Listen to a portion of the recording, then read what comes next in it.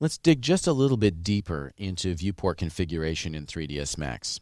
One of the most common things you'll need to do is just make the viewport big so that it'll fill the whole screen.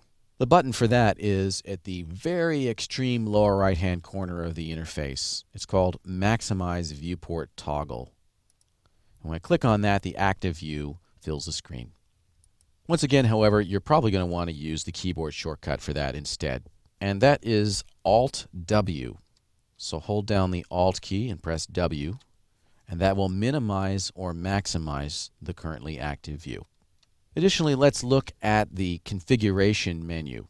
So you'll see there's a little plus sign in each viewport, and when you click on that, it gives you a little bit more to work with. For example, from within here, I can enable or disable this so-called view cube. And I don't tend to use the view cube because it kind of gets in my way. But you do have this as an option, and one thing that is handy about it is that it has a home button that'll take you more or less back to the default position that that viewport's supposed to be in.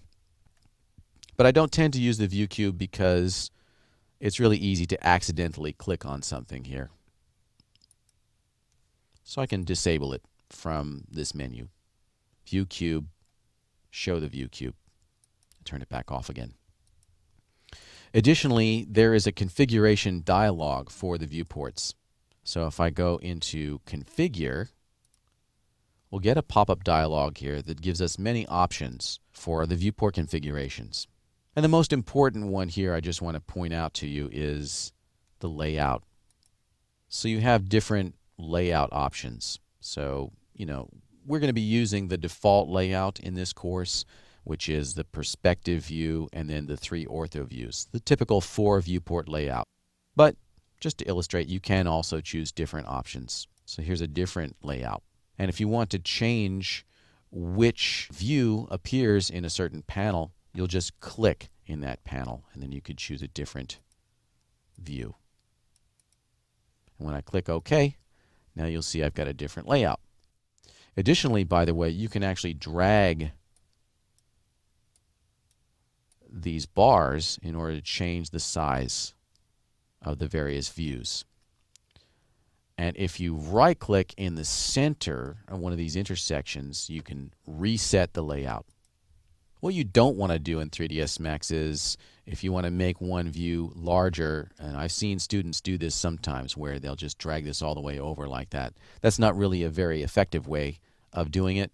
Instead, you should maximize the view with Alt-W. So I'm just going to switch back to the default viewport layout, which is the 4 views. Back in Configure, and click OK. There's a lot more in the viewport configuration. That's all that we're going to do right now, just that you'll get a taste of where you can go to tweak out all those fun settings in 3ds Max to make the viewports look just the way you want.